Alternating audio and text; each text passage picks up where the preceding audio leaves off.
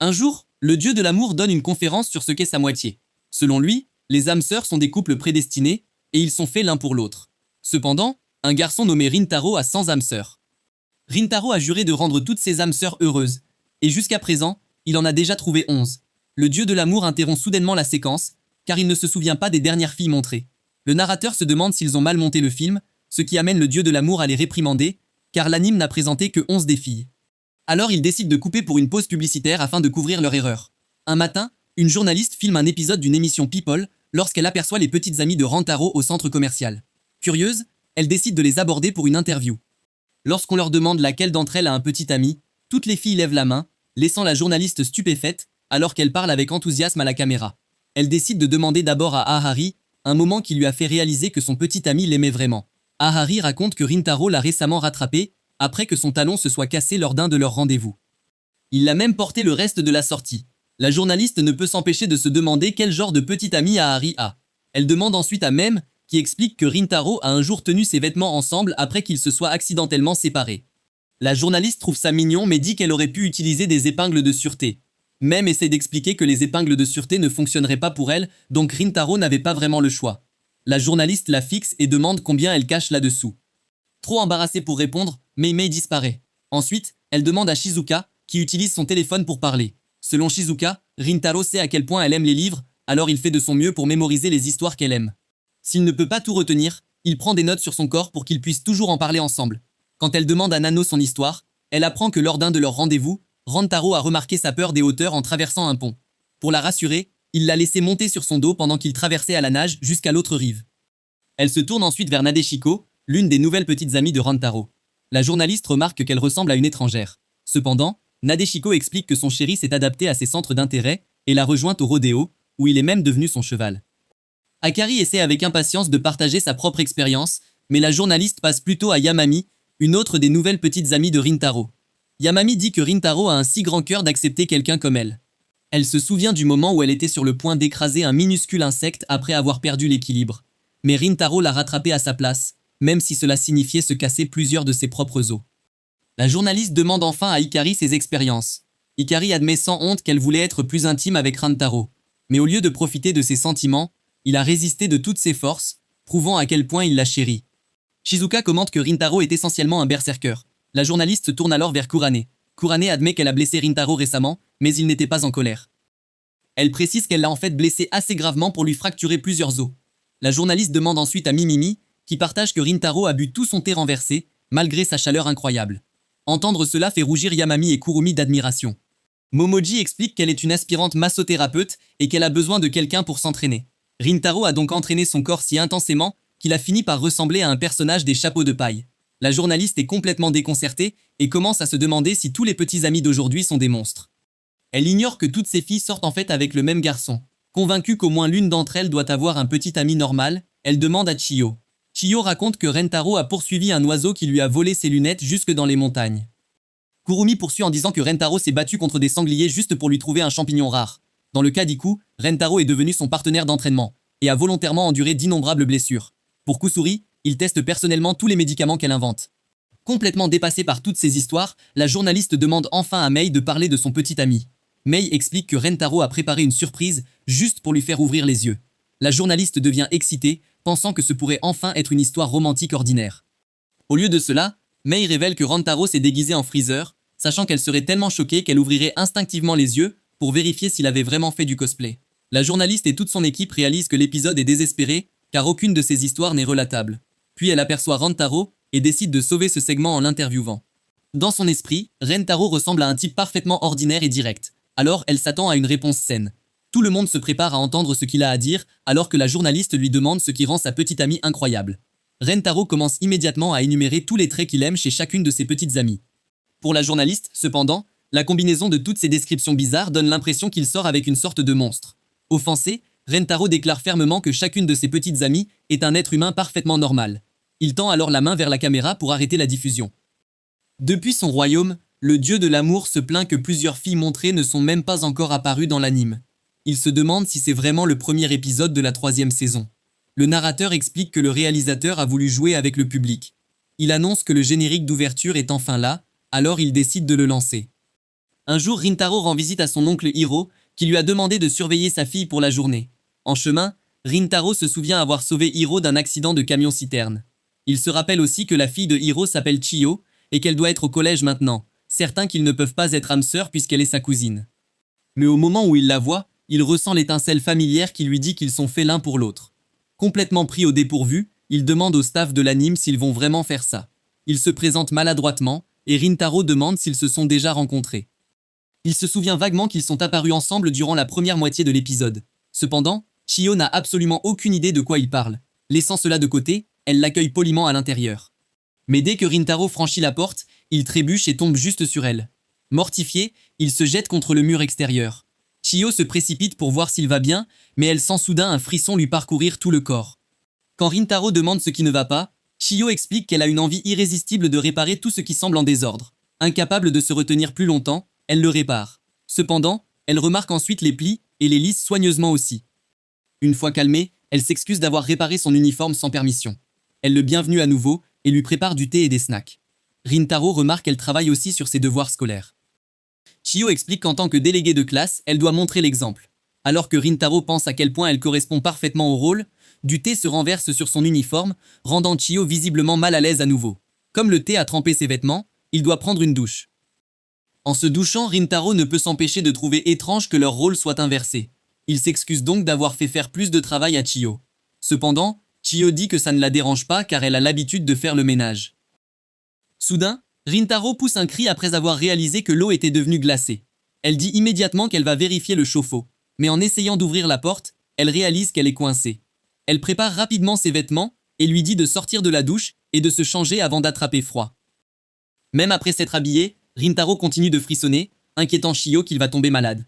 Se sentant responsable de ce qui s'est passé, elle le serre fort en s'excusant. Rintaro réalise qu'elle essaie de le réchauffer avec sa chaleur corporelle, et il est touché par ses efforts. Il pose doucement ses mains sur ses épaules et la remercie.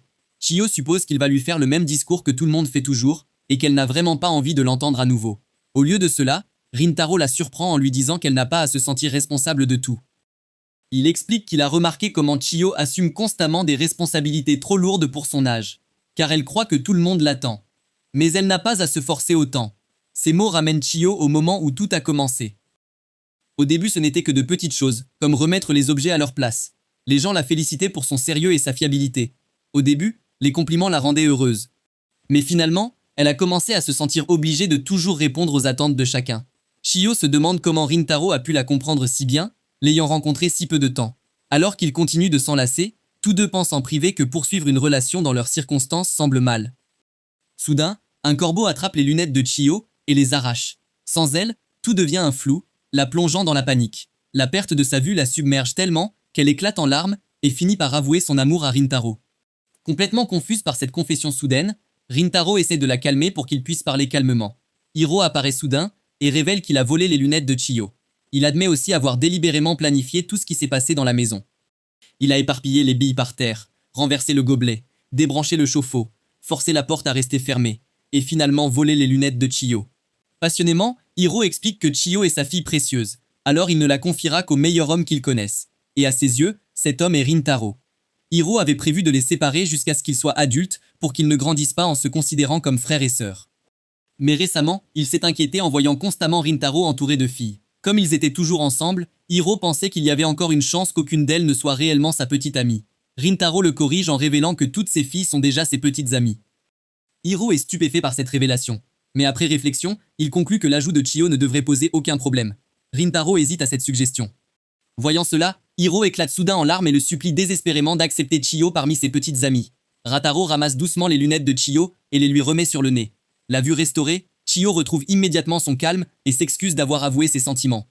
Rataro s'incline alors respectueusement devant eux et dit qu'il ne peut pas sortir avec Chiyo. Il explique que ce ne serait pas juste car Hiro n'a pas pris en compte ce que Chiyo ressent vraiment. Il pense qu'ils devraient s'aimer sincèrement avant de commencer une relation, tout comme ses relations actuelles sont basées sur des sentiments authentiques. Hiro fond en larmes suite au rejet. Pendant ce temps, Chiyo réfléchit calmement aux paroles de Rintaro et à ses propres sentiments. Après un moment, elle lui avoue à nouveau, cette fois avec une confiance totale. Elle dit qu'elle l'aime vraiment pour ce qu'il est. Elle sait que leur situation peut sembler étrange, mais elle souhaite sincèrement poursuivre une relation avec lui.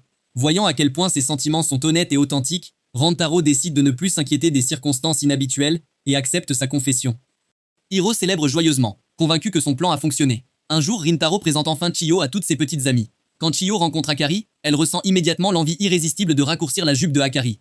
Akari finit par enfiler une jupe qui descend sous ses genoux. Cependant, cela donne une idée brillante à Akari. Elle fait semblant de courir, trébuche intentionnellement sur sa jupe trop longue et tombe dans les bras de Rintaro. Ensuite, Chiyo ressent l'envie de réorganiser Kurane également. Kurane suppose que Chiyo veut juste ajuster sa jupe, mais Chiyo noue aussi son ruban et ajuste ses chaussettes, ce qui rend Kurane mal à l'aise. Malheureusement, le besoin de Chiyo d'organiser tout le monde ne s'arrête pas là. Elle arrache immédiatement les extensions de cils de Numumi. Mimimi supplie désespérément tout le monde de ne pas la regarder sans elle. Chiyo arrange aussi la coiffure de Memi en remontant sa frange. Cependant, Memi ne veut que personne ne voie ses yeux. Heureusement, Shizuka lui prête une paire de lunettes de soleil. Chiyo tourne alors son attention vers Shizuka et essaie de lui arranger les cheveux. Bien que Chiyo parvienne à les lisser un instant, plusieurs mèches se recourbent immédiatement. Chiyo tente également de corriger la façon de parler de Kurumi, car elle la trouve irrespectueuse. Malheureusement, la leçon ne fait qu'augmenter la faim de Kurumi, qui se met soudain à avoir envie d'un hot dog. Pour aider, Nano offre à Kurumi le reste du hot dog de son déjeuner. Chiyo s'irrite et insiste pour que Nano finisse son propre repas. D'une manière ou d'une autre, la conversation dégénère en une dispute pour savoir si le paradis existe. Pour prouver son point, Chiyo sort une vidéo montrant l'âme de Rantaro montant au ciel. Incapable de contester des preuves concrètes, Nana essaie à contre-cœur de manger le hot dog. Malheureusement, Nana est maintenant tellement rassasiée qu'elle ne peut pas le finir. Voyant le problème, Kusuri sort avec enthousiasme l'un de ses nouveaux médicaments. Avant qu'elle ne puisse l'utiliser, Chiyo le confisque immédiatement, le jugeant trop dangereux, et parvient même à confisquer les autres. Kusuri panique complètement, poussant Mei à se porter volontaire pour acheter des médicaments. Cependant, Chiyo l'arrête immédiatement. Chiyo montre calmement à tout le monde une vidéo de Mei conduisant les yeux fermés. Comme c'est évidemment illégal, Mei essaie désespérément d'ouvrir les yeux mais n'y parvient tout simplement pas. Pensant rapidement, Iku suggère de blesser Hari pour que les instincts protecteurs de Mei la forcent à ouvrir les yeux. Iku fait faire un jeu de punition à Hari avec elle, mais finalement, Iku perd. Cependant, au lieu d'utiliser la batte, Hari utilise sa main, ce qui excite les deux filles. Hari prend tellement de plaisir qu'elle demande si elle peut continuer, et Iku accepte. Bien que les deux s'amusent, Chiyo décide que leur simple existence est complètement désordonnée. Rataro supplie Chiyo de laisser Iku et Iku tranquilles. Il lui dit même qu'en tant que petit ami de tout le monde, il devrait probablement être corrigé aussi. Sans aucune hésitation, Chiyo le traite immédiatement de 12 timers. Chiyo pousse un soupir de soulagement, croyant avoir enfin réussi à mettre tout le monde en ordre. Mais quand elle regarde autour d'elle, tout le monde semble maintenant encore plus misérable qu'avant. Lentement, elle réalise que toutes ces tentatives pour arranger tout le monde n'ont fait que plonger la famille Rintaro dans le chaos total. Mimi passe accidentellement en courant et fait tomber les lunettes de Chiyo. Pour Chiyo, les formes déformées autour d'elle ressemblent à une scène d'horreur. Complètement dépassée, elle éclate en sanglots. Entendant ses pleurs, Rentaro se précipite immédiatement et récupère ses lunettes. Alors que Chiyo se prépare à s'excuser une fois de plus, elle est surprise de voir toute la famille Rentaro rassemblée autour d'elle, tous inquiets de savoir si elle va bien. Chiyo est choquée que, malgré leur chaos, ils soient tous venus la voir dans son moment de besoin. Chiyo s'incline profondément devant tout le monde et s'excuse sincèrement. Elle admet qu'elles étaient déjà parfaites telles quelles, et que c'est elle qui les a jugées sans prendre le temps de les comprendre. Soudain, Akari a une idée. S'approchant de Rintaro, Akari l'embrasse, et Rintaro lui rend son baiser avec joie. Au début, Kyo ressent la frustration familière monter en elle, mais à sa surprise, le sentiment s'estompe. Akari explique que c'est ce qui rend tout le monde heureux. Bien qu'incroyablement embarrassée, Kuran admet qu'elle ressent la même chose. Elle embrasse alors timidement Rantaro à son tour. Au lieu d'être irritée, Chiyo regarde avec stupeur le reste des filles l'embrasser à tour de rôle. Enfin, elle réalise que le problème n'a jamais été elle. Elle ne connaissait tout simplement pas leur façon unique d'aimer. Déterminée à les comprendre, Chiyo annonce soudain qu'elle veut embrasser Rantaro aussi. Voyant sa détermination, Rintaro l'embrasse doucement. À la surprise de Chiyo, elle se sent complètement à l'aise. Le reste de la famille Rintaro observe avec soulagement, décidant de ne pas dire à Chiyo qu'elles sont un désastre. Avec des visages souriants, elle l'accueille officiellement dans la famille. Un autre jour, Mimimi et Mem marchent côte à côte en se dirigeant vers le toit. D'innombrables élèves admirent verbalement la beauté de Mimimi. Mimimi accepte gracieusement chaque compliment, tandis que Mem la trouve incroyable. Elle dit à Mimimi qu'il est admirable de voir à quel point elle gère avec confiance autant d'admiration. Mimimi sourit et répond que recevoir des compliments est tout à fait naturel pour quelqu'un d'aussi belle qu'elle. Même ainsi, Mei Mei n'arrive toujours pas à s'imaginer devenir aussi confiante que Mimimi. Soudain, un appareil photo claque. La photographe se révèle être Toru du club de journal. Memi est confuse, alors Memi explique que Toru essaie de la photographier pour le journal de l'école, même si elle a déjà refusé. Selon Toru, l'aura mystérieuse de Memi en fait le sujet idéal pour un article de fond. Malheureusement, chaque photo qu'elle prend finit par manquer Mem. Toru annonce fièrement qu'elle a suivi un entraînement spécial pour photographier Mem. Elle active dramatiquement une technique dont le nom ressemble à l'un des styles de respiration de Demon Slayer, avant de prendre une autre photo. Le lendemain, le dernier numéro du journal de l'école est publié, et la première page contient une photo claire de Mem. Juste à ce moment-là, Rintaro arrive enfin sur le toit. Karani réprimande Rintaro pour être arrivé si tard car Meme a une crise. Rintaro s'excuse avant de révéler un grand sac de journaux scolaires. Il dit aux filles que publier des photos de Mem sans sa permission porte atteinte à la vie privée de Mem. Chio souligne immédiatement que l'article de journal révèle qu'un futur article présentera le visage de Mem. En entendant cela, Grentaro prend une torche et déclare qu'il va avoir une réunion avec elle. Avant qu'il ne puisse partir, Harry l'arrête. Plus tard, Harry rencontre Toru, bien qu'elle se trompe sur le nom de la journaliste. Elle explique qu'elle a lu le dernier article de Toru et souligne fermement que photographier et publier le visage d'un étudiant sans permission est une violation de la vie privée de cet étudiant. Harry la prévient que si le club de journal fait encore une chose pareille, elle n'aura d'autre choix que de suspendre le club indéfiniment. Plutôt que de reculer, Toruru s'avance avec confiance et pose plusieurs photographies sur la table. Elle explique calmement que si ces photographies étaient publiées dans toute l'école, la réputation de Harry, ainsi que celle de tous les étudiants impliqués, pourrait être sérieusement endommagée. Quand Harry revient pour tout rapporter à Rintaro et aux autres, elle admet en larmes sa défaite. Rintaro décide de protéger Mem en étant avec elle 24 heures sur 24 et en détruisant chaque appareil photo dirigé dans sa direction. Plusieurs des filles se portent immédiatement volontaires pour aider. Mem est profondément touchée que tout le monde soit prêt à la protéger. En même temps, elle se sent coupable de les avoir tous entraînés dans son propre problème. Elle leur dit que Toru a mentionné avoir suivi un entraînement spécial juste pour la photographier. Pour cette raison, Memei pense qu'elle devrait suivre son propre entraînement afin de devenir encore meilleure en désinformation. Entendre le mot entraînement excite instantanément Iku. Avant qu'Iku ne puisse en dire plus, Harry propose avec enthousiasme quelque chose. Se sentant incroyablement complexée, Mei disparaît immédiatement.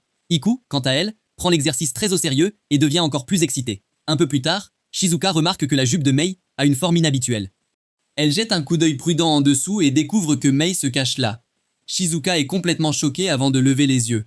Quand Mei réalise que Shizuka la regarde sous sa jupe depuis un bon moment, Shizuka devient toute rouge et s'excuse à plusieurs reprises en s'inclinant. Ailleurs, Nano remarque que la blouse de laboratoire de Kusuri a également une forme étrange. Elle la soulève, s'attendant à trouver Madame, mais découvre Ahari à la place. Akari repère plus tard Madame se cachant derrière Korane, avant que Madame ne disparaisse soudainement dans l'ombre de Kurumi. Giku découvre Mem accrochée au bord du bâtiment. Le reste de l'après-midi est consacré à chercher où Mem s'est cachée. Au soir, Mem est épuisée. Elle n'a pas l'impression de s'être améliorée. Elle remercie tout le monde de l'avoir aidée, mais avoue qu'elle échouera. Mimimi s'avance et demande à Mimimi de la regarder. Mei remarque que Mimimi porte les vêtements tricotés qu'elle a fait. Mimimi demande ce qu'elle en pense. Mei trouve toujours Mimimi belle. Mimimi explique qu'elle est belle grâce aux vêtements créés par Mimimi. Mimimi a donc le talent de rendre belle. Mimimi encourage Mimimi à avoir plus confiance en elle. Mimimi voit tous les membres de la famille Rentaro l'encourager. Le lendemain matin, Mem et Mimimi croisent Toru. Toru annonce que les vents forts jouent en sa faveur. Elle ouvre une fenêtre. Mem essaie de fuir. Toru active sa technique spéciale et prend une photo. Mais sur la photo, il n'y a qu'un beau cliché de Mimimi. Mem se révèle et Toruru prend une autre photo. Encore une fois, c'est Mimimi. Toruru continue de prendre des photos, mais toutes montrent Mimimi. Voyant Toru s'épuiser, Mimimi rit. Toru décide de battre en retraite. Elle annonce qu'elle utilisera toutes les photos de Mimimi. Trop belle. Rintaro sort et félicite les filles pour leur plan. La veille, il a eu l'idée de remplacer les leurres tricotées de Mem par Mimimi, qui attire l'attention. Rintaro dit que c'est une stratégie que seuls Mem et Mimimi pouvaient réussir. Flatté, Mimimi nomme la technique Misdirection Beauty Flow. Mem la remercie. Mimimi prépare un discours sur la confiance. Mais Mem et Rintaro se figent en apercevant le visage de Mimimi. Mimimi est captivée et pose des questions sur sa beauté. Submergée, Mimimi rougit et disparaît. Un jour, Rintaro et ses petites amies discutent du professeur de japonais qui a démissionné après avoir gagné à la loterie. Akari dit que ces gens dépensent vite l'argent. Rutaro se demande à quoi ressemblera le nouveau professeur. Les filles partagent leurs attentes. Nano souhaite juste quelqu'un qui enseigne correctement. Elles discutent du nouveau personnage, dont le trait pourrait être lié à la matière. Shizuko se demande s'ils ressembleront à des samouraïs. Soudain, leur nouvelle professeure, Nadeshiko, entre. Elle a l'air étrangère et ne parle pas couramment japonais. La classe commence. Karani est appelée, et Nanushiko écorche son nom. Elle demande à Karani si elle enseigne la démocratie ou le japonais. Karani acquiesce, vu la tenue de Nanushiko. Elle dit qu'il ne faut pas être fermé d'esprit, que les Américains peuvent enseigner le japonais. Les professeurs n'ont plus besoin d'être professionnels. Elle encourage à penser plus ouvertement. Elle est le professeur de la liberté. Karan s'interroge sur l'anglais approximatif de Nadeshiko. Nadeshiko explique que son anglais est trop natif. Elle simplifie exprès. Karane va craquer. Rintaro la calme. Nadeshiko le remercie. Ils échangent un regard. Nadeshiko remarque ses sourcils broussailleux, puis leurs yeux se rencontrent, ils se sentent âmes sœurs. Karane remarque que quelque chose s'est passé. Nadeshiko dit à Rintaro qu'il reste après les cours pour des leçons supplémentaires. Il demande pourquoi. Nadeshiko dit que ses sourcils sont trop épais. L'explication n'a pas de sens. Elle dit qu'elle ne sait pas car elle comprend mal le japonais, ce qui est inquiétant. Après la classe, Nanushiko s'assoit près de Rintaro, disant que c'est normal en Amérique. Rintaro lui dit qu'ils sont au Japon. Elle demande s'il n'aime pas sa leçon. Rintaro clarifie qu'il l'aime bien. Cela pousse Nadeshiko à le serrer dans ses bras et à le trouver mignon. Cependant, le câlin devient inconfortable, alors Rintaro commence à se débattre jusqu'à tomber par terre. Narishiko lui prend alors le visage, le traitant de timide, avant de se pencher et de l'embrasser fermement. Quand elle se retire, elle dit que c'était une façon de saluer à l'américaine. Mais elle devient alors timide et dit que celui qu'elle lui a donné était une exception. Malgré son mauvais japonais, elle avoue qu'elle l'aime. Elle essaie d'expliquer en anglais que cela pourrait être inapproprié étant donné qu'elle est sa professeure. Elle dit joyeusement que ce n'est pas grave car ils vivent dans un monde libre et qu'ils devraient pouvoir s'aimer sans restriction. Elle lui demande s'il sortirait avec elle. Rintaro l'observe un instant, puis lui demande si elle est secrètement japonaise. Elle ne répond pas et transpire visiblement. Quand elle reste silencieuse, Rintaro souligne qu'il le sait, car elle parle assez japonais pour se débrouiller. Au lieu de s'intéresser à la culture japonaise, elle semble s'intéresser aux choses américaines. Il lui dit alors que ce qui l'a vraiment trahi, c'est qu'elle a avoué ses sentiments, ce qui n'est pas courant en Amérique. Tentant de couvrir son erreur, elle mentionne qu'elle était juste submergée d'amour et excitée de se confesser. Il lui demande son vrai nom car plus tôt elle s'était présentée comme Nati. Elle décide de dire la vérité et avoue qu'elle vient d'une famille japonaise et qu'elle a en fait échoué à devenir professeure d'anglais. Elle confirme qu'elle est 100% japonaise puisque Rintaro l'a déjà démasquée. Il lui demande comment elle a réussi à devenir professeure là-bas et elle répond qu'elle s'est imposée. Rintaro peut déjà imaginer Harry acceptant de l'embaucher. Elle lui dit qu'elle a réussi à convaincre le conseil qu'elle venait d'Amérique. Narishiko tremble en se rappelant comment sa mère l'a enfermée dans le garde-manger parce qu'elle jouait horriblement du koto. À l'époque, elle détestait porter un kimono car il était difficile de bouger, et elle ne s'intéressait pas au koto. Elle se demande si on a été dur avec elle parce qu'elle est l'héritière de la famille Yamato et qu'on attendait d'elle qu'elle soit la parfaite citoyenne japonaise. Elle remarque alors des cassettes VHS tombées, qui étaient des films américains. N'ayant rien de mieux à faire, elle décide de regarder une des cassettes. Quand l'image devient claire, elle est choquée par ce que font les enfants représentés à la télévision. Pour elle, pouvoir faire ces choses est impensable, et elle est instantanément émerveillée par leur liberté. En grandissant, elle a pris confiance pour changer son apparence afin de ressembler à une fille américaine typique. Sa mère a été tellement dégoûtée qu'elle l'a mise à la porte. Elle avait trouvé le courage d'insulter sa mère. Actuellement, elle craint le même rejet de la part de Motaro. Motaro voit qu'elle est inquiète et s'excuse de lui avoir fait partager quelque chose d'aussi personnel. Cependant, il dit vouloir mieux la connaître, car ils vont passer beaucoup de temps ensemble. Nadeshiko est choquée et demande s'il est vraiment d'accord pour qu'ils sortent ensemble, craignant de paraître honteuse. Rataro ne voit rien dont elle devrait avoir honte. Il trouve admirable son honnêteté quant à qui elle veut être. Pour l'encourager, il dit qu'il aimerait qu'ils commencent à se fréquenter. Nadeshiko est sur le point de répondre en japonais, mais Rintaro lui dit de confesser comme elle le souhaite. Nadeshiko est choquée qu'il l'ait démasqué et réalise que pour elle, sa nouvelle liberté, c'est Rintaro. Alors elle remet son chapeau de cow-boy et lui dit qu'elle est Captain America. Le lendemain, Rintaro dit à sa petite amie qu'il a une nouvelle petite amie et présente Nadeshiko à tout le monde. Comme toujours, Kuran a quelque chose à dire, mais Nadeshiko leur dit seulement combien elle est heureuse de rencontrer tant de libres penseurs. Elle les appelle un manuel de l'amour, car ils peuvent tous aimer librement. Amibi accepte joyeusement le compliment, même si Kurumi a du mal à comprendre.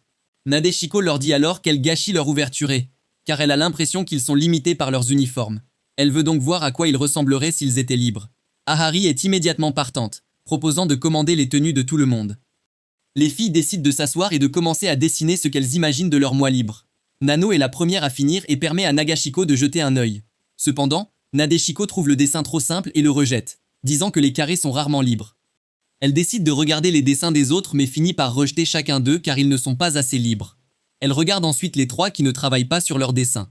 Cependant, Rintaro et les autres sont satisfaits de leur tenue actuelle. Cela met Nadeshiko en colère et elle leur dit qu'elles doivent être plus libres. Elle bannit ensuite le dessin d'Ahari sans même le regarder. Iku est confiante dans son dessin car elle y a mis tout son cœur, mais elle finit quand même par être bannie. Elle continue de rejeter des dessins à tout va car pour elle, tout le monde retient encore sa liberté. Finalement, quelques filles sont dépassées car elles ne comprennent plus ce qu'est la liberté.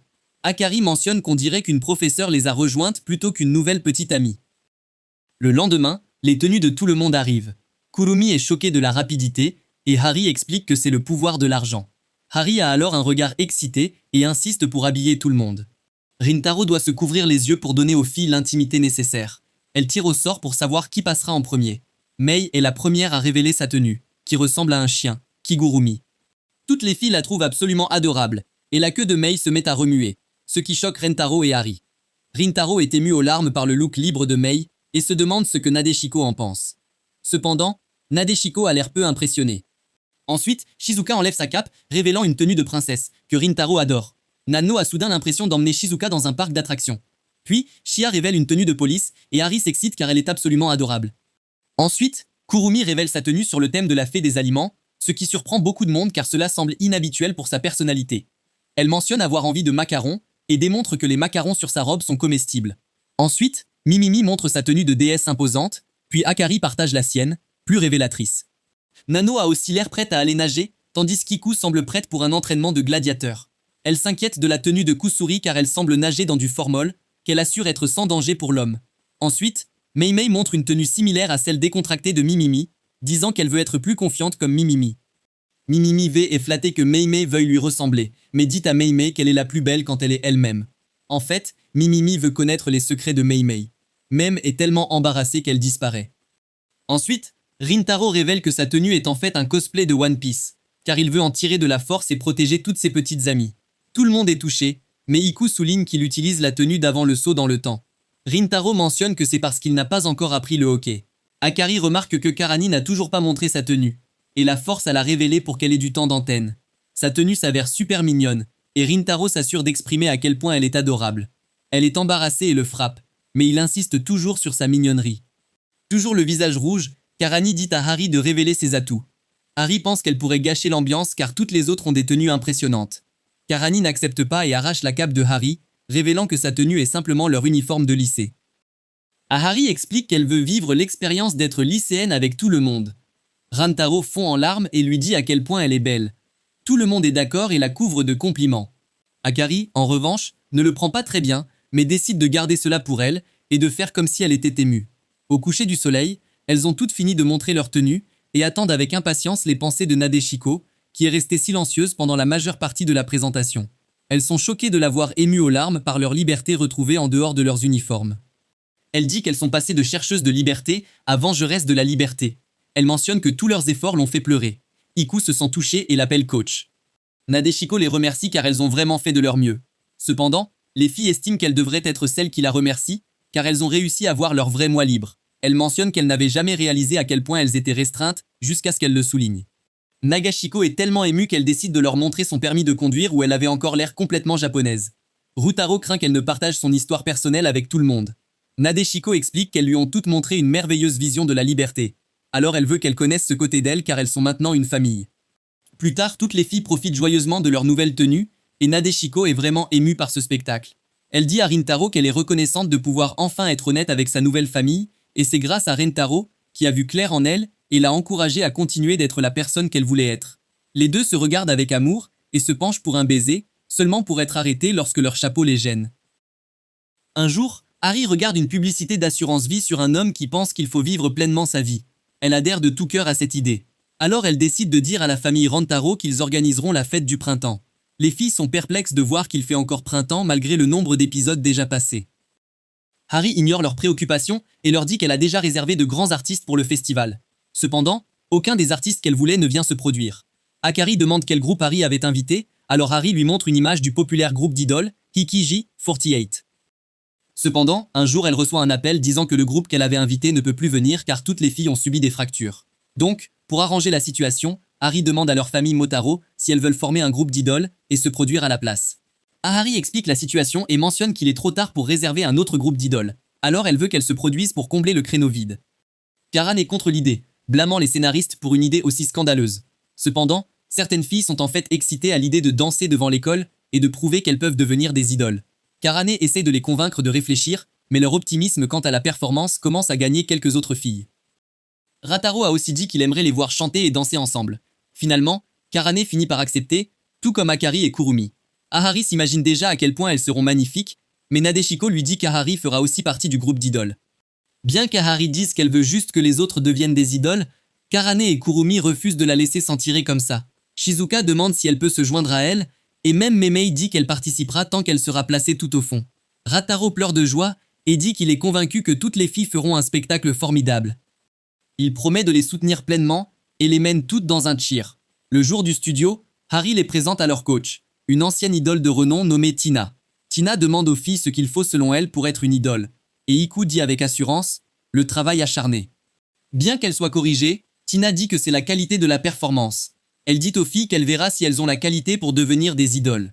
Tina leur fait faire quelques pas de danse, et elle voit facilement comment chacune des filles peut déjà offrir une performance de bonne qualité. D'après ce qu'elle peut voir, Nano et Mei ont le plus grand potentiel pour devenir des idoles. Elle remarque aussi la beauté des mouvements de Mimimi. Pendant ce temps, bien qu'elles ne soient pas les meilleures, elle voit que Karane et Iku ont une grande endurance et s'améliorent progressivement une fois habituées au mouvement. Cependant, 3 des filles dansent comme des écolières. Karuni ne prend clairement pas plaisir, ce qui rend sa performance médiocre. Certaines filles ont aussi du mal, car elles sont trop lourdes, et Nanashiko donne l'impression de danser une danse traditionnelle japonaise. Pendant une courte pause, Rintaro leur apporte des serviettes et des rafraîchissements. Tina les rassemble ensuite pour la répétition de chants.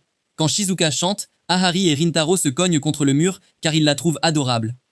Mem se fait gronder pour avoir chanté trop doucement, et Mimimi se fait dire que son chant ressemble à de l'opéra. Tina est frustrée avec Narashiko, car on dirait qu'elle fait de l'anka. Elle pense que Narashiko est américaine, mais tout ce qu'elle fait est très codé japonais. Narashiko est sur le point d'expliquer son éducation, mais sourit ensuite en réalisant que sa couverture d'américaine fonctionne. Elle retourne aux exercices de danse, et Harry tombe car elle se sent trop lourde. Elle se plaint d'être fatiguée, et ne veut plus continuer l'entraînement d'idole. Tina la frappe et lui dit de se relever, mais cela provoque un coup de retour de Mei sur Tina. L'entraînement progresse, et toutes les filles s'entraînent très dur pour leur performance, même au-delà de leurs heures d'entraînement. Même Rintaro fait son propre travail de préparation pour le grand jour. Un jour au studio de danse, Tina observe les filles répéter leur chorégraphie. Elle constate que plusieurs d'entre elles se sont améliorées et ont maintenant ce qu'il faut pour devenir des idoles, bien que certaines lui semblent encore un peu désespérées. Les regarder lui rappellent ses propres jours d'entraînement pour devenir une idole. Elle se souvient qu'elle avait une amie avec qui elle avait promis de débuter. Cependant, cette amie n'a pas pu suivre l'entraînement et a échoué au contrôle qualité. D'un autre côté, Tina a maintenu sa qualité et est finalement devenue une idole de premier plan. Voyant à quel point certaines filles sont fatiguées, elle sépare 6 d'entre elles des filles qui performent mieux. Pendant leur pause, Ahari mentionne qu'elles s'inquiètent car elles n'ont pas encore eu une bonne répétition complète de leur chanson. Les filles commencent à se blâmer pour la sous-performance de tout le groupe. Ahari pense que si elles performent comme elles sont, elles ne feront que s'embarrasser, et cela ternira le groupe. Collectivement, elles décident de mettre de côté la performance, afin que celles qui suivent puissent briller davantage. Elles s'apprêtent à informer Tina de leur décision, mais elles l'entendent parler aux 7 autres filles.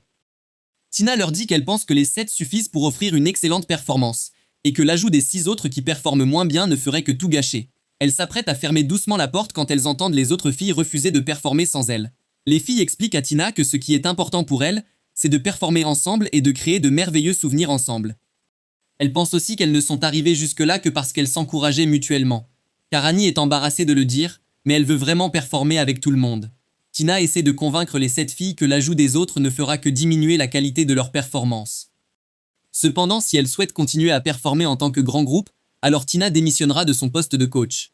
Mai n'hésite pas à lui dire qu'elle est libre de partir, ce qui irrite Tina alors qu'elle sort en trompe du studio. Quand elle atteint la porte, elle voit les autres filles qui se tiennent là. Les autres entrent, et Karani tremble d'embarras car elle pense que sa confession a été entendue. Akari décide d'imiter ce qu'elle a dit sur le même ton, ce qui ne fait qu'irriter Karani. Chiyo demande aux filles quel est le prochain plan puisqu'elles n'ont plus de coach. Rentaro entre et se porte volontaire pour prendre la relève. Avec toute l'attention sur lui, il explique qu'il a étudié les enregistrements de leurs répétitions jusqu'à ce que le DVD soit pratiquement fondu, et qu'il pense pouvoir réarranger la chorégraphie pour mettre en valeur les forces de chacune tout en couvrant leurs points faibles. Il explique que ceux qui sont de bons danseurs devraient attirer la plupart de l'attention, tandis que les autres peuvent se concentrer sur le chant et d'autres rôles. Toutes les filles sont d'accord car elles veulent performer ensemble. Les 6 filles, qui devaient initialement être écartées du groupe, promettent de faire de leur mieux. Dans leur cœur, elles veulent vraiment performer. Rentaro les mène dans un cri de ralliement tandis que Tina bout de rage dehors. Finalement, le jour du festival arrive, et la famille Rentaro est la prochaine à monter sur scène. Avant de partir, Rentaro leur fait un discours, que Kurumi trouve plus approprié pour après la représentation. Elles sont ensuite appelées sur scène, et plusieurs spectateurs sont curieux de savoir qui elles sont. Elles commencent à chanter et à danser, et malgré le fait d'avoir été mises ensemble récemment, elles performent très bien. Cependant, elles n'arrivent pas à retenir l'intérêt de la foule. Rintaro crie désespérément pour maintenir l'ambiance et l'énergie, mais il réalise vite que plus de gens partent car les filles sont un groupe inconnu.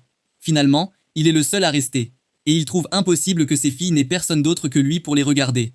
Il entend dire que le groupe d'idoles original, TKG48, est présent et fait des dédicaces, ce qui explique où est passée la foule. Dans un autre coin de l'école, plusieurs personnes font la queue pour obtenir les signatures des idoles malgré leurs blessures. Il s'avère qu'elles sont venues parce que Tina les avait appelées. Elle veut apprendre à Rintaro et à ses filles la dure réalité du monde des idoles, s'ils choisissent de négliger la qualité. De retour sur scène, bien qu'étant le seul membre du public, Rentaro continue d'encourager ses filles. Il espère que le héros arrivera bientôt, car il comptait sur lui pour quelque chose. Juste à temps, le héros arrive, gravement blessé. Il dit à Rentaro qu'il a été heurté par un camion en venant ici. Cependant, tout ce qu'il transportait a réussi à minimiser ses blessures. Selon lui, ce n'est qu'une égratignure, et il n'oserait pas manquer la performance de Chiyo. Les deux hommes se mettent immédiatement au travail et créent des copies d'eux-mêmes qu'ils peuvent contrôler pour encourager les filles. Karani et Chiyo trouvent cela embarrassant une fois qu'elles voient le résultat. Mais Nakari est ravie car il y a tellement de copies de Rentaro qui encouragent Herman. Rentaro sait que les humains sont des animaux sociaux, et leur foule finira par en attirer une plus grande. Actuellement, ils sont 22 à encourager les filles, et il espère que cela attirera du monde. Tout cela parce qu'il veut que le spectacle de ses filles soit un grand succès, sachant combien elles ont travaillé dur pour cela. Alors qu'elles terminent leur première chanson, une foule de personnes qu'elles ont rencontrées par le passé commence à se rassembler autour de la scène. Elles avaient l'intention d'arriver plus tôt mais se sont perdues. Grâce aux encouragements de Rentaro, elles ont réussi à trouver le bon endroit. Voyant qu'elles ont maintenant un public, les filles décident de continuer avec leur prochaine chanson. Pendant leur performance, les filles réalisent que Rentaro ne s'est pas contenté de les entraîner.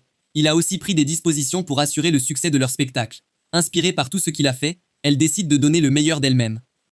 Pendant ce temps, la foule grandissante acclame bruyamment, et de plus en plus de personnes autour du festival deviennent curieuses de ce qui se passe sur scène. Finalement, la nouvelle de l'énorme foule parvient à Tina qui n'en croit pas ses oreilles. Elle court immédiatement vers la scène pour voir par elle-même. Lorsqu'elle arrive, elle est accueillie par une foule immense qui acclame la famille Rentaro sur scène. Malgré leurs difficultés pendant les répétitions, les filles sont éblouissantes sur scène, comme si elles appartenaient sous les projecteurs. Tina est stupéfaite.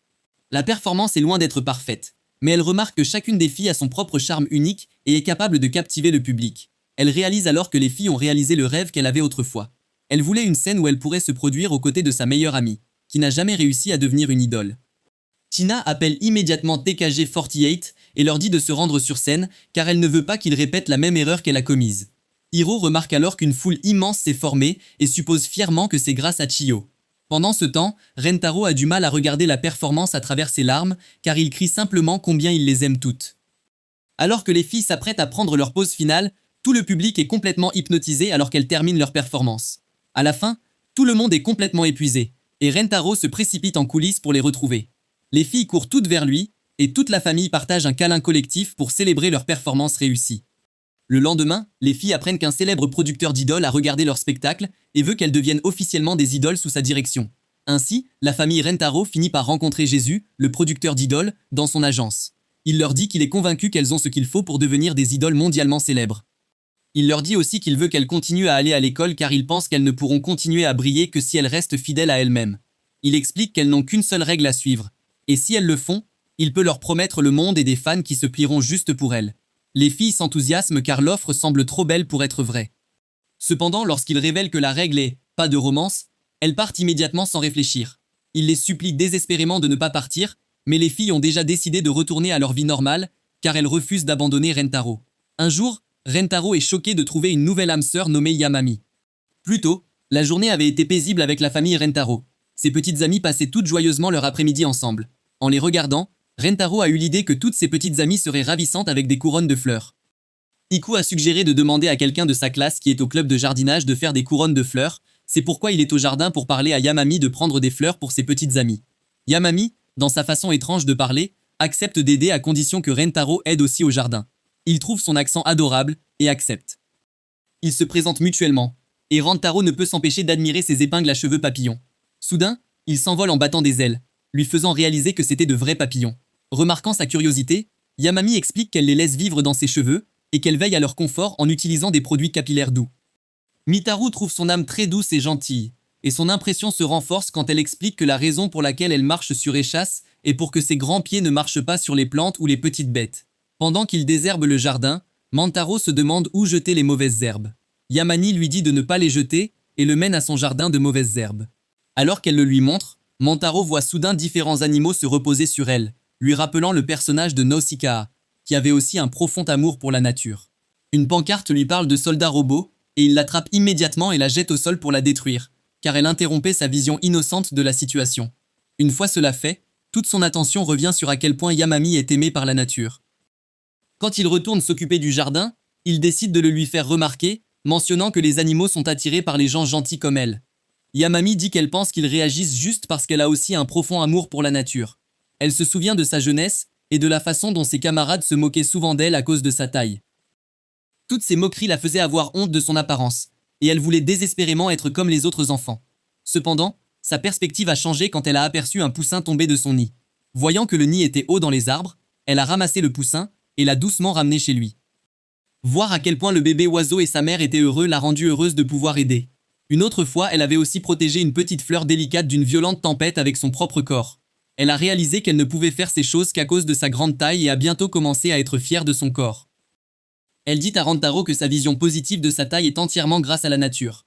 Soudain, une étrange fumée remplit l'air, et Rentaro remarque que la directrice adjointe est apparue, ressemblant à un monstre. Quand il va vérifier, il apprend qu'elle s'était cassé le dos en s'amusant hier. Soudain, Yamami tombe en arrière de terreur. Rintaro suppose que c'est parce qu'elle a peur de l'apparence de la directrice adjointe, mais elle explique qu'elle voit un incendie de forêt. Elle commence à parler des terribles effets qu'un incendie de forêt peut causer. Elle en a déjà vu un et cela l'a terrifiée jusqu'à l'âme par sa destructivité. Rintaro comprend sa peur du feu, mais elle réagit de manière excessive à la fumée du tableau d'ambiance venant du dos de la directrice adjointe. La directrice adjointe sent soudain quelque chose et se précipite hors du jardin vers ce qu'elle a senti.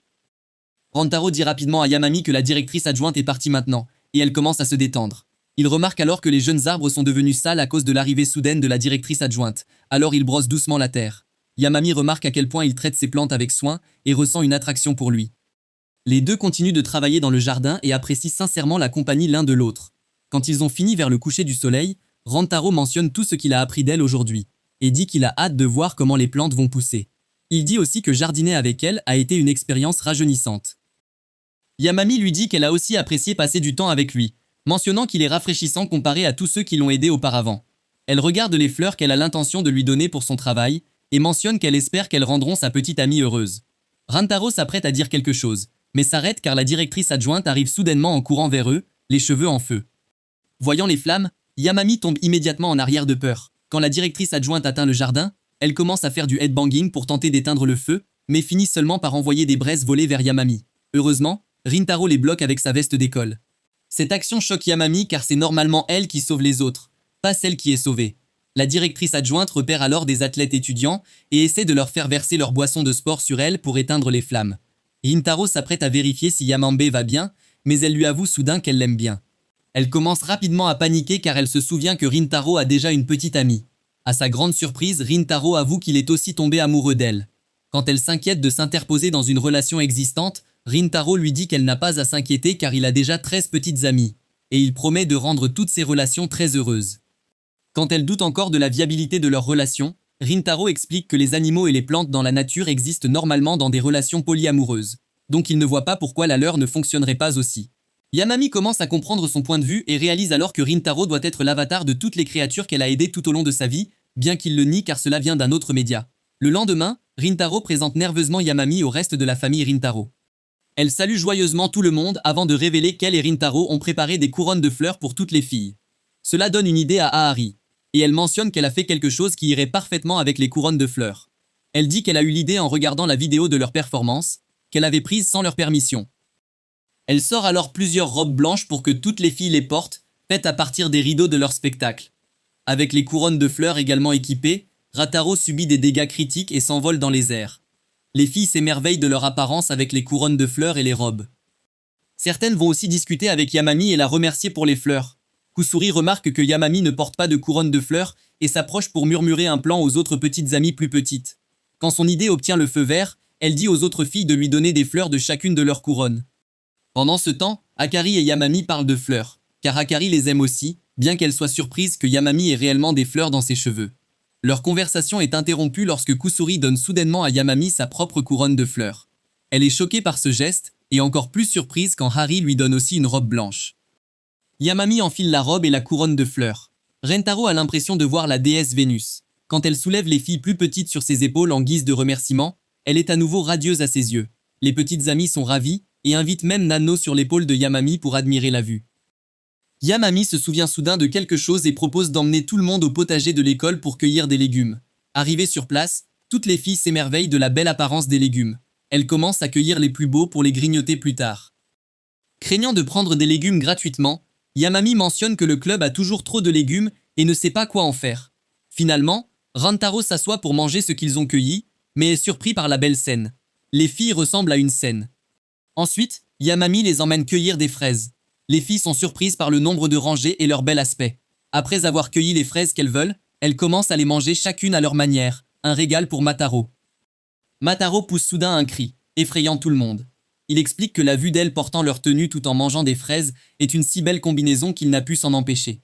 Certaines filles lui disent que les fraises sont déjà si sucrées qu'elles n'ont même pas besoin de crème.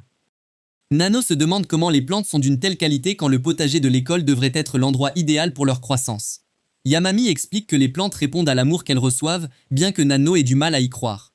Alkari a soudain une idée et, après avoir mangé une fraise, embrasse immédiatement Rintaro, qui est choquée mais n'apprécie pas le baiser. Elle explique qu'elle voulait voir si cela rendrait leur baiser encore plus doux. Les autres filles deviennent jalouses et veulent essayer aussi, alors la plupart d'entre elles commencent à se presser autour de Rantaro, pour qu'elle puisse aussi l'embrasser. La bousculade les fait sortir de la serre.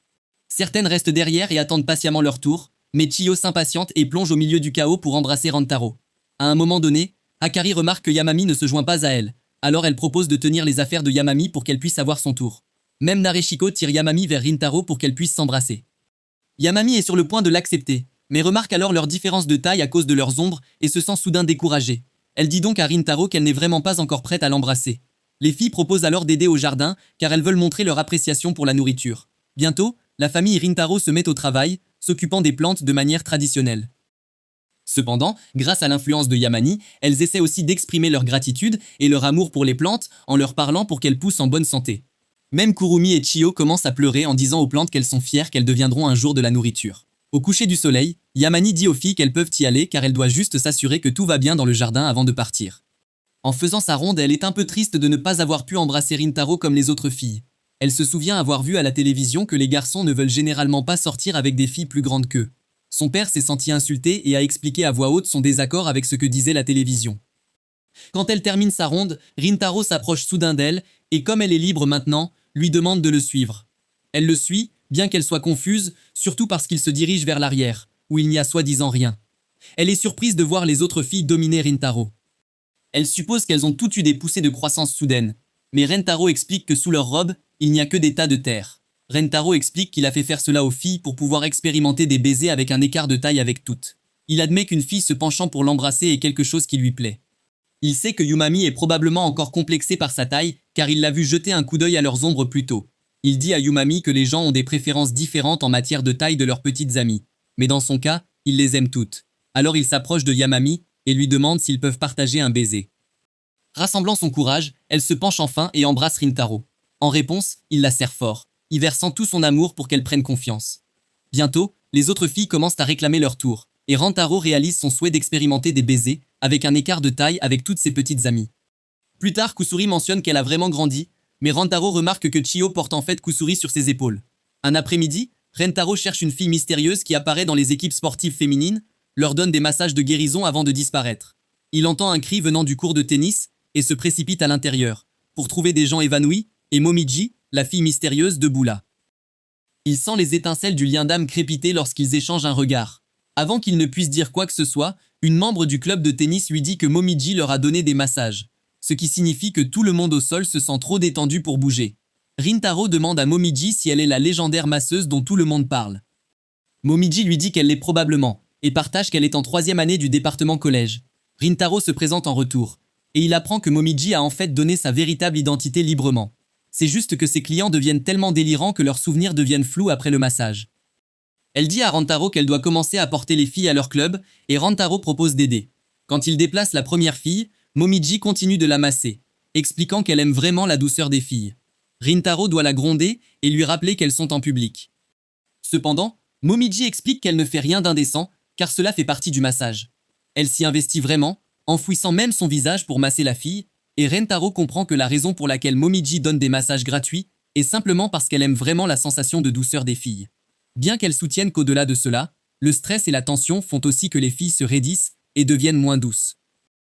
Elle cherche donc sincèrement à ce que les filles restent douces et délicates grâce à ces massages. Bien qu'elle semble très sérieuse, Rintaro a du mal à la croire à cause des effets sonores. Elle affirme pouvoir sentir ses muscles très tendus, car, en tant que masseuse experte, c'est quelque chose qu'elle a remarqué. Elle explique que c'est probablement similaire à la façon dont Goku peut mesurer les niveaux de puissance. Elle remarque que son corps est aussi dur qu'une machine et lui demande quel genre de vie il mène. Malgré tout, elle promet de le remettre sur pied. Une fois terminé, Rintaro se sent bien et la remercie pour le massage. Mais Momiji explique qu'elle a encore beaucoup à faire pour devenir la meilleure masseuse capable de guérir le corps de n'importe quelle femme. Elle commence alors à imaginer toutes sortes de clientes, espérant qu'un jour même des mannequins deviendront ses clientes. Elle le remercie en disant que son corps d'Astro Boy a été une expérience précieuse. Elle lui dit que s'il sent à nouveau son corps raide, il n'a qu'à aller la chercher. Le lendemain en classe, Momiji trouve étrange de penser sans cesse à Rintaro.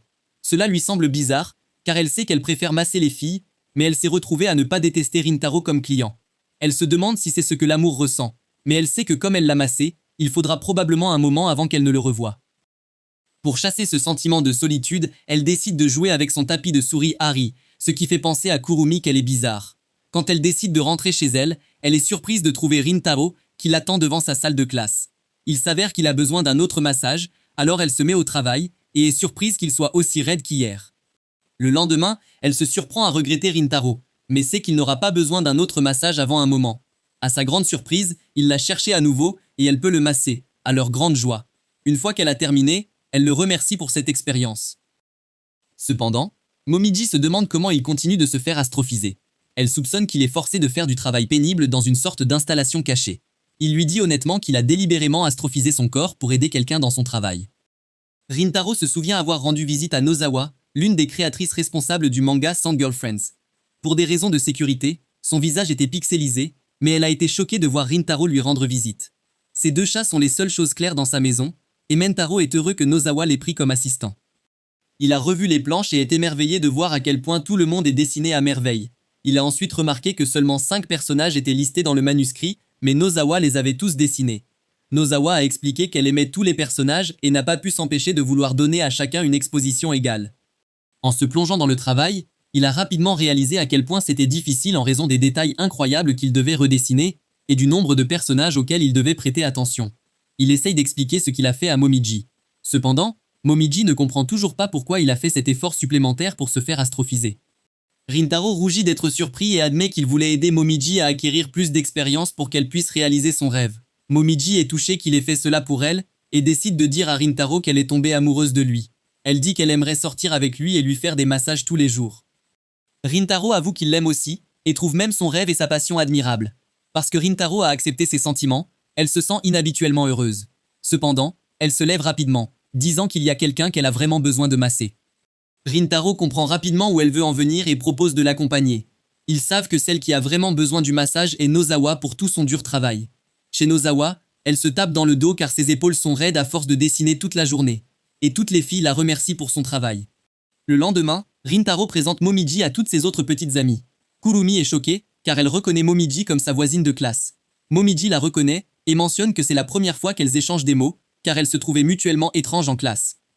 Pour marquer leur nouvelle amitié, elle offre un massage des mains à Kurumi, puis procède à un massage des épaules pour certaines des autres filles.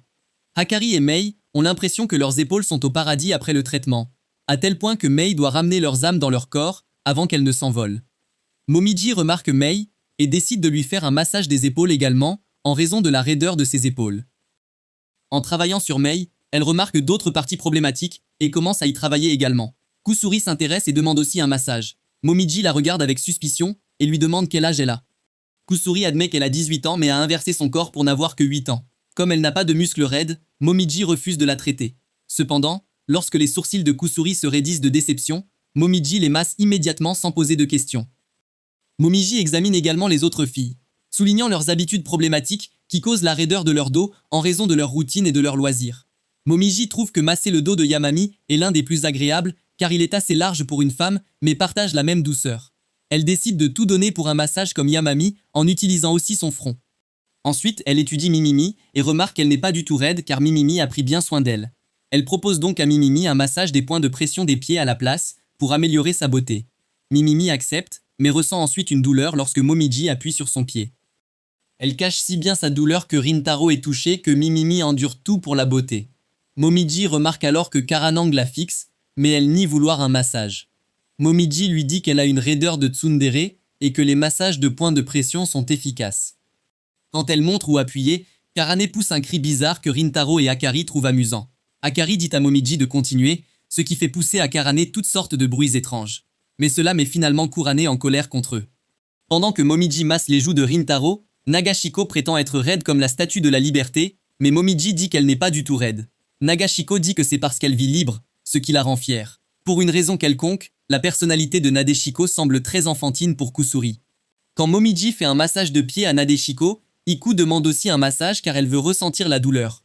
Momiji dit à Iku qu'elle a besoin de plus qu'un massage de pied car les muscles d'Iku semblent crier de douleur. Iku recule car elle ne veut pas que sa douleur disparaisse, mais Momiji finit par l'atteindre et Iku est triste quand toute sa douleur musculaire a disparu. Cependant, elle se sent soulagée quand Momiji lui fait quand même le massage de pied demandé. Une fois qu'elle a fini de masser tout le monde, les filles expriment leur désir de la remercier de les avoir fait se sentir mieux. Momiji demande s'il est possible pour elle de toucher les parties qu'elle n'a pas pu masser. Elle commence par les filles les plus petites et leur écrase les joues. Kurumi regarde, et Hari lui offre une sucette en la couvrant de compliments. Ensuite, Momiji s'approche de Mei, mais au lieu de lui écraser les joues, elle lui prend la main et apprécie sa fraîcheur, hésitant à la lâcher. Elle se frotte ensuite le visage sur le ventre de Kurumi car il est plat malgré ce qu'elle mange. Quand elle va voir Yamami, elle décide de toucher son bras. Elle remarque aussi que Mimimi et Nanno ont de belles jambes et décide de les serrer toutes les deux en même temps. Ensuite, elle regarde Iku et Kurane. Kurane insiste sur le fait qu'il n'y a rien de doux chez elle. Mais Momiji dit qu'il y a beaucoup de choses à aimer. Elle commence à se frotter le visage sur Kurane, et Kurane veut que Rintaro sache qu'elle a aussi quelque chose de doux à offrir. Quand Momiji va voir Iku, elle décide de ne pas être trop dure avec elle. Pendant le tour de Nadeshiko, Momiji décide de toucher la partie non couverte par la tenue de Nadeshiko, car elle a l'air si douce. Ensuite, Momiji a hâte de pouvoir sentir les parties les plus douces de Hano, ainsi que celles de Mem. Elle commence par masser Akari et n'est pas déçue par la sensation. Akari est fière d'elle et espère que cela intéressera davantage Rintaro. Malheureusement pour elle, Rintaro est juste heureux que Momiji s'entende bien avec tout le monde. Momiji doit ensuite se préparer pour Hari, et dès qu'elle plonge, elle a l'impression d'avoir goûté au paradis. Une fois terminée, elle s'occupe immédiatement de Mem. Elle dit à Mem qu'elle est extrêmement douce, mais Mem devient nerveuse et disparaît aussitôt. Mem réapparaît derrière le tablier de Mei et s'excuse, disant qu'elle est très timide. Momiji lui pardonne et met des lunettes de soleil, disant que Mem est libre de courir tant que Momiji peut la poursuivre. Mem disparaît à l'approche de Momiji, qui se met à la chercher. Toutes les filles décident d'aider à chercher Mem ensemble et elles la trouvent cachée derrière Iku. Mem essaie de rester immobile car elle veut vraiment rendre l'appareil. Cependant, au moment où elle voit Momiji plonger vers elle, elle devient nerveuse et disparaît. Cela fait que Momiji atterrit juste sur Rintaro. Puis, elle réalise que Rintaro ne l'a pas remercié. Rintaro dit qu'il n'a pas de partie douce à offrir, mais Momiji rétorque qu'il en a, et que ce sont ses lèvres. Comprenant ce qu'elle veut dire, les deux se rapprochent et s'embrassent enfin pour la première fois. Momiji décide immédiatement qu'elle adore la sensation de son baiser et s'y plonge, au point que Karani se fâche car elle le monopolise. Cela pousse toutes les autres filles à demander leur tour, ce qui se termine par elle embrassant toute Rintaro tout l'après-midi. Quand arrive le soir, Mimimi suggère qu'elle partage un baiser d'adieu avant de se séparer, ce qui mène à plus d'embrassades. Un après-midi, la famille Rantaro déjeune, mais Nano s'étouffe soudainement avec son sandwich. Kusuri lui tend un verre, mais il s'avère que c'est l'un des médicaments sur lesquels elle travaillait. Soudain, il semble que Nano se soit dissoute, ce qui fait paniquer toute la famille Rantaro. Elles entendent sa voix sous la pile de ses vêtements, et elles jettent enfin un coup d'œil. Au lieu de paniquer, Rintaro et Ahari sont totalement sous le charme de sa nouvelle apparence. Chito est la plus préoccupée par la situation et demande à Kusuri si elle a l'antidote. Cependant, Kusuri estime qu'une méthode plus sûre est simplement d'attendre que le médicament fasse effet. Rataro réalise enfin que ses vêtements n'ont pas rétréci avec elle, il faut donc trouver ses vêtements à porter. Mam décide de lui prêter les vêtements qu'elle utilise pour ses poupées. Et par chance, il s'avère être de la taille parfaite pour Nano. Ahari est tellement amoureuse de la situation qu'elle crie à propos de précommander sa propre poupée Nano une fois qu'elle sortira. L'idée excite Rintaro, et il crie le même souhait. Akari décide d'ajouter quelque chose au look et fait tenir une fleur à Nano. Elle pense que Nano ressemble à une fée, mais Nano lui dit qu'un parapluie floral est trop peu pratique car il y a des espaces entre les pétales.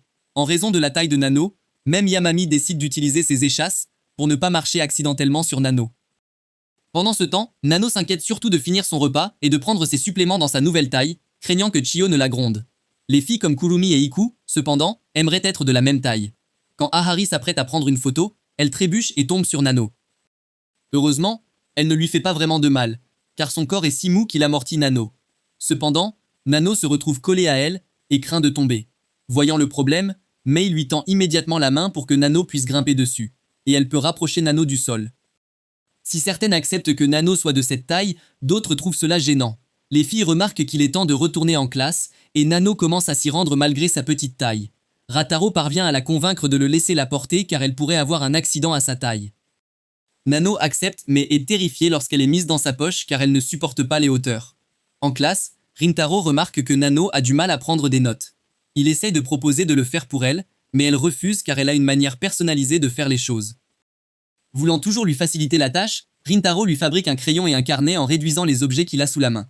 À la fin de la journée, Rintaro et quelques filles convainquent Nano que sa meilleure option pour l'instant est de rester avec Rintaro jusqu'à ce qu'elle retrouve sa taille normale, afin qu'il puisse l'aider dans ses tâches quotidiennes. Nano accepte et commence à envoyer un message à ses parents pour leur dire qu'elle va rester chez quelqu'un d'autre. Sur le chemin du retour, Rentaro essaie de protéger Nano des vents forts avec ses mains. Cependant, le vent lui souffle un sac en plastique droit au visage. Cela le fait presque suffoquer car il refuse de laisser le vent frapper Nano. Voyant qu'elle doit faire quelque chose, elle essaie d'enlever le plastique de son visage, mais cela ne fait que l'entraîner avec lui. Maitaro essaie désespérément de la convaincre de lâcher prise, mais Nano a trop peur pour l'entendre.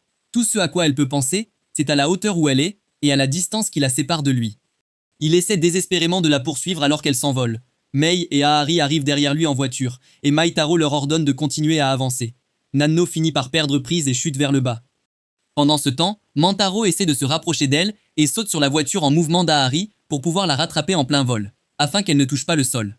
Mei parvient à le lancer de la voiture au bon moment pour qu'il puisse sauter pour attraper Nano. Avec Nano en sécurité, il retourne chez lui, où Ventaro essaie de garder Nano aussi confortable que possible en la nourrissant et en l'aidant à se baigner.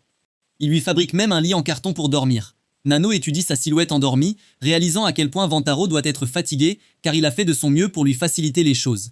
Elle lui tire une couverture et l'embrasse sur la joue en signe d'appréciation. Le lendemain, Rantaro se réveille et trouve Nano endormie à ses côtés, mais elle est maintenant à sa taille normale. Il remarque que ses minuscules vêtements se sont déchirés, alors il la couvre avec la couverture. Le mouvement fait réveiller Nano, et elle réalise qu'elle est maintenant à sa taille normale. Elle l'embrasse soudainement. Quand elle se retire, elle s'excuse et explique qu'elle s'était retenue de l'embrasser et de le serrer dans ses bras à cause de sa taille. Un jour, Rintaro finit par rendre visite à Kusuri. Kusuri le presse de la suivre à l'intérieur, et Rintaro regarde l'endroit avec détermination. La raison de sa visite est que Kusuri avait parlé de lui et de leur relation unique à sa famille. Alors maintenant, le père de Kusuri veut le rencontrer. Rataro a décidé que son objectif aujourd'hui est d'être accepté par le père de Kusuri. Quand Kusuri ouvre la porte et annonce son arrivée, elle invite sa mère à venir rencontrer Rintaro à la porte. Rataro se sent paniqué, car la dernière fois qu'il avait rencontré la mère d'une de ses petites amies, il avait ressenti les étincelles d'une âme sœur les unir. Il se demande si un cas similaire se produira maintenant. Cependant, au moment où Yomobi, la mère de Kusuri, le rencontre, il ne ressent rien, ce qu'il trouve surprenant, mais il est honnêtement soulagé. Ce qui le surprend davantage, c'est que Yomobi a aussi l'air très jeune. Kusuri intervient en disant que Yomomi a en fait essayé son médicament d'immortalité raté, ce qui l'a fait revenir à sa forme de 8 ans. Ils entendent alors une voix masculine, et Rantaro réalise qu'il est sur le point de rencontrer enfin le père de Kusuri. Cependant, quand il voit Haruhiko, il est surpris de voir un garçon de 8 ans le regarder d'un air menaçant. Rintaro réalise que toute la famille de Kusuri a été victime du médicament de Kusuri, les piégeant tous dans des corps d'enfants. À l'intérieur, la salle à manger ressemble plus au laboratoire d'une personne maléfique qu'à un endroit où une famille peut partager un repas. Rataro décide de faire une remarque à ce sujet. Et Kusuri mentionne que le médicament du milieu est un antidote, dont elles ont besoin car elles travaillent avec beaucoup de médicaments différents qui peuvent avoir des effets secondaires étranges. Pour prouver à quel point c'est dangereux, elle dit que les éprouvettes à côté de lui sont remplies de liquides dangereux. Yomobi mentionne que leur famille vient d'une longue lignée de chimistes et comment elle et Haruveko se sont rencontrés pour la première fois dans un laboratoire pharmaceutique. Elle parle aussi de la façon dont ils ont su instantanément qu'ils étaient faits l'un pour l'autre, en raison du sentiment électrisant qu'ils ont ressenti lorsque leurs regards se sont croisés, un sentiment que Rutaro connaît. Il commence à parler fièrement de l'enfance de Kusuri, et de la façon dont elle a toujours préféré les éprouvettes aux jouets, et comment elle a fait son premier médicament à seulement 8 mois. Il pense que Kusuri est un génie, la meilleure qu'ils aient dans la famille, destinée à la grandeur. Harviko devient alors sérieux, et exige de savoir si Kusuri est la fille la plus importante pour Rataro. Rataro convient qu'elle l'est, mais quand Harviko lui demande de larguer ses 14 autres petites amies, Rataro refuse, déclarant qu'elles sont toutes également la fille la plus importante dans sa vie. Sa réponse ne fait qu'irriter Harukiko, mais Harukiko n'est pas en mesure de déchaîner sa colère car il s'effondre soudainement au sol, tremblant avec Yamogi. Kusuri remarque que le thé qu'ils ont bu émet une odeur étrange. Soudain, un pharmaspi apparaît, révélant qu'il est venu pour Kusuri afin de l'emmener à l'étranger pour son client. Il leur accorde 5 minutes de flashback, puis explique que le poison dans le thé est mortel, et que les parents de Kusuri vont bientôt mourir. Il promet l'antidote, à condition que Kusuri accepte de partir avec eux. Voyant que c'est la meilleure option, Kusuri s'avance vers lui, mais Rintaro tente de l'arrêter. L'espion menace de lui tirer dessus, ce qui met Kusuri en colère, et elle essaie de se placer entre les tirs. L'espion retire alors son arme. Pendant qu'ils sont distraits, Rintaro remarque quelque chose. Il dit à Kusuri de se rapprocher de la table pour utiliser la médecine qui s'y trouve. Mais avant qu'il ne puisse l'atteindre, l'espion voit ce qu'il essaye de faire, et détruit rapidement la médecine par des tirs. Il leur ordonne de ne rien tenter, car il peut facilement tirer sur Kusuri. Rintaro se place protecteur devant elle, ce qui les surprend. Kusuri essaye de lui dire de se protéger. Cependant, Rintaro refuse de bouger, déterminé à ce que Kusuri ne soit pas blessée. Ne voulant pas que Rintaro souffre à cause d'elle, Kusuri dit qu'elle peut partir volontairement avec l'espion, mais Rintaro refuse. Il mentionne que si ces affaires causent des ennuis à leur famille, elles leur ont aussi apporté de bons souvenirs. Et cela a créé tellement de souvenirs amusants car leur journée ordinaire était pimentée par ces médicaments. Cela a aussi commencé plusieurs de leurs aventures. Kusuri se met à pleurer, dépassée et ne sachant que faire. Elle ne veut pas que ses parents souffrent, mais elle ne veut pas non plus être forcée de créer de la mauvaise médecine. Elle ne veut pas non plus que Rintaro soit blessé à cause d'elle. Elle décide que, comme elle est perdue, elle a besoin de se sentir mieux, et la seule chose à laquelle elle pense est d'embrasser Rataro. Elle se place devant lui et l'embrasse plusieurs fois, ce qui choque l'espion car ils font cela en pleine situation de danger de mort. Il remarque qu'on l'ignore, alors il leur rappelle qu'il tient une arme chargée. Quand il mentionne à quel point il est dangereux, Kusuri lui lance une expression d'ennui. Cela le met en colère, et il menace de leur montrer à quel point il est sérieux. Kusuri a peur et ferme les yeux. Alors que le type s'apprête à tirer, Rintaro inverse leur position pour être celui qui serait touché. Quand il tombe au sol, Kusuri croit que Rantaro a été touché, mais c'est en fait Harviko qui a bloqué la balle avec son corps. Tout le monde est choqué car son corps est maintenant comme Hulk. Harviko soupçonne que Rantaro avait prévu cela, car l'espion avait touché leur médecine d'inversion, provoquant l'antidote sur le sol. L'espion a trop peur de l'homme imposant devant lui. Harviko en a marre de l'espion et le projette au loin, tandis que Rintaro convient que cela faisait partie de son plan. Harviko se souvient que Rintaro n'a pas hésité à protéger Kusuri, alors il décide que Rintaro n'est pas si mal, même s'il a 15 petites amies. Cependant, il souhaite toujours que Kusuri soit la seule fille pour Rintaro. Rintaro regarde Harviko revenir et l'appelle père. Cependant, Harviko décide qu'il ne veut pas être appelé ainsi par Rintaro, furieux. Yamagi a dû le calmer et remercier Rintaro de les avoir tous sauvés. Kusuri va ensuite vers lui et lui dit à quel point elle lui est reconnaissante. Elle mentionne combien elle l'aime et combien elle est heureuse que ses parents l'aiment maintenant aussi. Ils s'embrassent pour célébrer l'acceptation de leur relation. Soudain, ils entendent la grand-mère de Kusuri entrer car elle a entendu un bruit fort. Rataro s'apprête à la saluer, mais il ressent alors les étincelles familières de la rencontre de son âme sœur parcourir son corps. Il n'arrive pas à y croire, car il ne pensait pas que cela arriverait avec la grand-mère de sa petite amie. Merci d'avoir regardé, et n'oubliez pas de vous abonner pour voir la suite.